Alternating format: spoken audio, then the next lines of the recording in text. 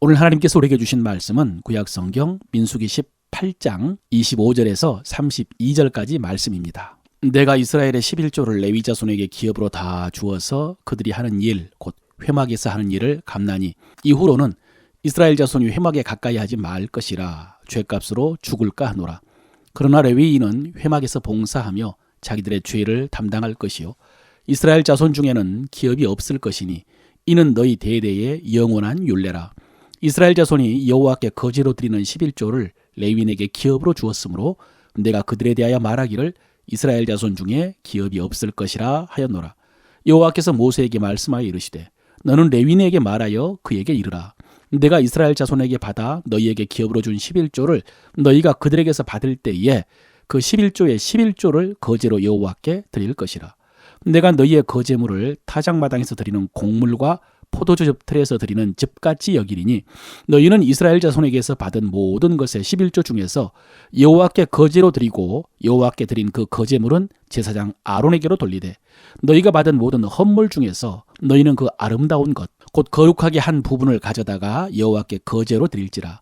이러므로 너는 그에게 이르라. 너희가 그 중에서 아름다운 것을 가져다 드리고 남은 것은 너희 레위인에게 타작마당의 소출과 포도주즙 틀에 소출같이 되리니 너희와 너희의 권속이 어디서든지 이것을 먹을 수 있음은 이는 회막에서 일한 너희의 보수임이니라. 너희가 그중 아름다운 것을 받들어 드린즉 이로 말미암아 죄를 담당하지 아니할 것이라. 너희는 이스라엘 자손의 성물을 더럽히지 말라. 그리하여야 죽지 아니하리라. 아멘. 오늘도 여러분의 심령에 하나님의 은혜와 사랑이 충만하기를 바라고 그 은혜가 여러분의 입술을 통해서 사람들에게 전해지기를 바랍니다. 민수기 18장에는 제사장과 레위인에 관한 말씀이 기록이 되어 있습니다.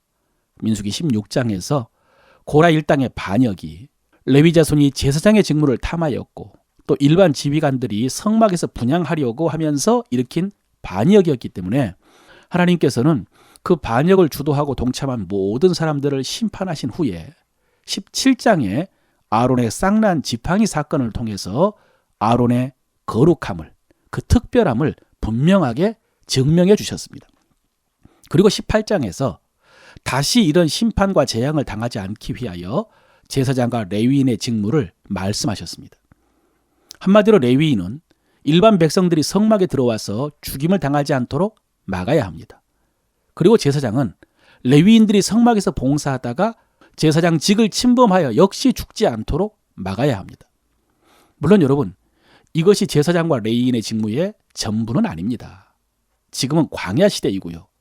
성막이 만들어지고 제사장과 레위인이 고별된 지 얼마 되지 않는 초기입니다. 그래서 하나님의 말씀이 제대로 전해지지 못해서인지 문제가 많이 생겼습니다.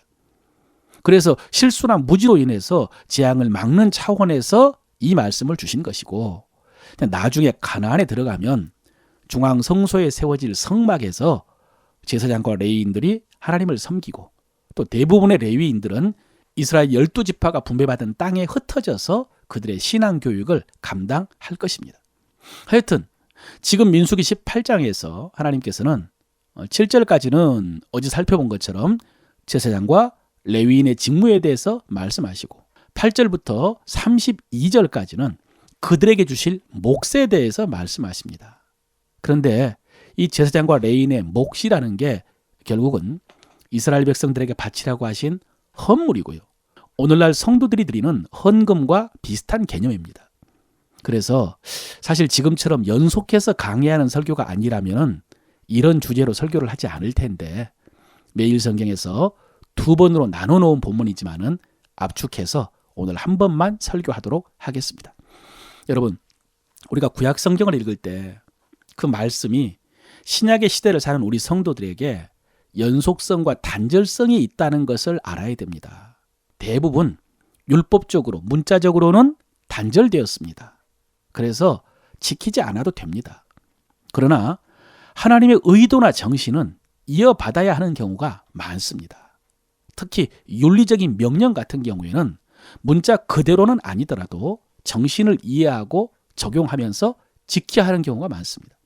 성적으로 가증한 짓을 했다고 해서 돌로 쳐서 죽여서는 안 되지만은 그러나 가증하다고 가르쳐야 되죠. 이런 것처럼 지금 이스라엘 백성들에게 드리라고 하신 헌물이나 제사장 레위인의 몫에 대해서도 율법이나 문자가 아니라 정신을 잘 살펴야 됩니다. 오늘 하나님께서는 가장 먼저 아론에게요, 보라, 내가 내 거제물 곧 이스라엘 자손이 거룩하게 한 모든 헌물을 너에게 주관하게 하고 내가 기름 부음 받음으로 말미암아 그것을 너와 내 아들들에게 영구한 몫의 음식으로 주노라 라고 말씀하셨습니다. 이 말씀에서 특이한 점은 첫 번째 말씀, 보라라는 말씀입니다. 히브리어로 힌네라고 해서 자, 이렇게 주의를 환기시키는 감탄사입니다. 자, 주목해봐라, 잘 들어라. 그러니까 제사장들에게 분명하게 약속해 주시는 말씀이라는 의미입니다. 그리고 그 말씀의 내용은 뭐냐면 이스라엘 백성이 드리는 모든 헌물을 제사장 아론이 주관하고 그것을 아론과 그의 자손들, 즉 제사장들에게 연구한 몫의 음식으로 주신다는 약속이었습니다. 여러분, 레위기에 자세히 나오지만 이스라엘 백성에게는 여러 가지 제사가 있습니다. 그리고 그 제사에는 정한 제물과 헌물이 있는데 그 제물을 다 태워서 제사 드리는 것이 아닙니다. 번제를 제외하고는 대부분 일부만 태워서 제사하고 나머지는 방금 말씀하신 것처럼 제사장의 몫으로 주었습니다. 그리고 하나님께서는 이스라엘 백성들이 드리는 11조를 레위인들에게 주셨습니다. 이스라엘 백성의 11조를 레위인에게 준 것은 먼저는 레위인들은 가나안 땅에 들어가서 기업을 분배받지 않았기 때문입니다. 땅을 분배받지 않았습니다. 대신 앞에서 말씀드린 것처럼 12지파에게 흩어져 가지고 백성들의 신앙 지도하는 일을 하게 하셨습니다. 그리고 성막에서 성전에서 이스라엘 백성들을 대신해서 하나님을 섬기게 했죠. 이렇게 레위인들은 먼저 농사지을 땅을 분배받지 못했고 백성들의 신앙을 지도하면서 하나님 섬기는 일을 전적으로 감당했기 때문에 백성들이 드리는 11조를 레위 지파의 몫으로 주신 것입니다.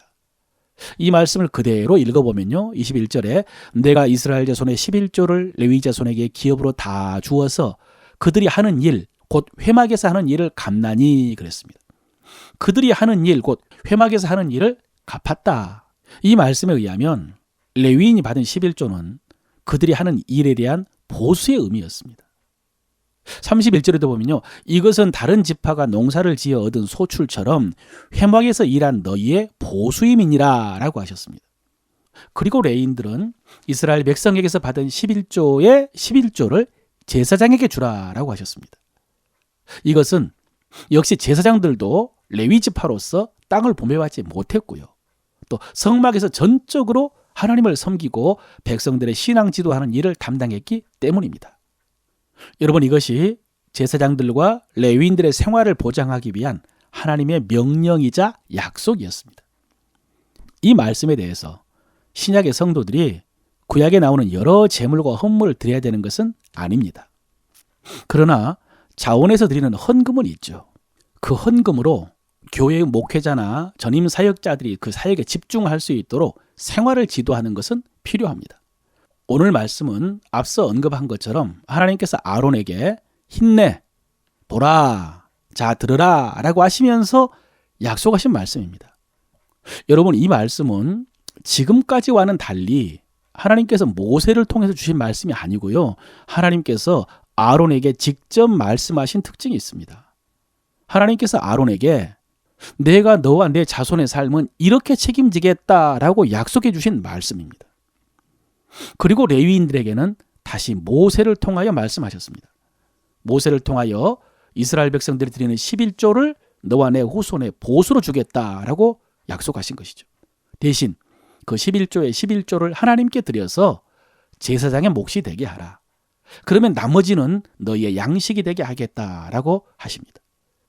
그런데 여러분, 중요한 것은 지금 이 말씀은 하나님께서 이스라엘 백성에게 주신 명령이 아닙니다. 물론 그 전에 하나님께서 백성들이 드려야 될 제물과 헌물에 대해서 말씀하셨지만 오늘 말씀은 하나님께서 백성들에게 명령하신 말씀이 아니고 제사장과 레위인들에게 주신 약속의 말씀입니다. 하나님께서 그들에게 책임지고 보장하겠다고 하신 약속입니다. 그런데 여러분, 오늘 이 약속은 어떻게 성취될 수 있습니까? 이스라엘 백성이 오늘 하나님께서 말씀하신 그 11조를 드려야 성취될 수 있습니다. 이스라엘 백성들이 하나님이 정하신 제물과 헌물을 드려야 오늘 하나님의 약속이 성취될 수가 있습니다. 이스라엘 백성들이 이 말씀에 순종하지 않으면 오늘 하나님의 약속은 성취될 수가 없고 공수표가 되는 것입니다. 결국 이스라엘 백성들은 하나님의 약속을 이루는 도구가 되는 것입니다. 여러분, 이것은 하나님께서 인간을 만드신 목적, 하나님께서 우리를 구원하신 목적에까지 확대될 수가 있습니다. 대리인 개념입니다. 하나님께서 만물을 만드시고요, 우리를 통해서 통치하십니다. 우리에게 다스리라고 하셨습니다. 또 하나님께서는 예수 그리스도를 통해서 구원을 이루시고 그 복음을 우리에게 전파하라고 하셨습니다. 주님께서 마귀의 권세를 이기시고 우리에게 그 하나님의 나라를 완성하라고 하셨습니다.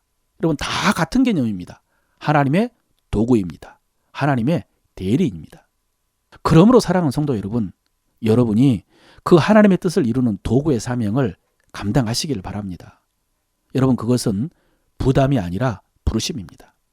그것이 우리의 영광이요, 우리의 면류관이 될 것입니다. 다시 본문으로 돌아와서 오늘 하나님께서 제사장과 레위인들에게 하신 약속은 백성들이 순종할 때 이루어질 수 있다라고 했습니다.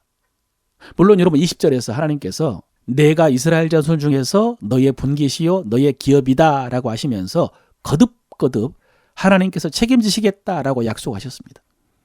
그리고 하나님께는 그럴 만한 능력이 있으시죠. 그러나 여러분, 이것은 제사장과 레위인의 생기만의 문제가 아닙니다. 이들에 대한 오늘 하나님의 약속이 이루어지는 것만이 문제가 아닙니다. 사실은 이스라엘 백성들의 신앙의 문제가 더 중요합니다. 이스라엘 백성들이 하나님의 명령을 따라 순종하느냐, 이것이 가장 중요합니다. 여러분, 하나님께서는 제사장과 레위인들에게 땅을 기업으로 주지 않고요, 성막에서 하나님을 섬기고 또 백성들 가운데 흩어져서 그들의 신앙을 지도하라라고 하신 이유도 이것입니다.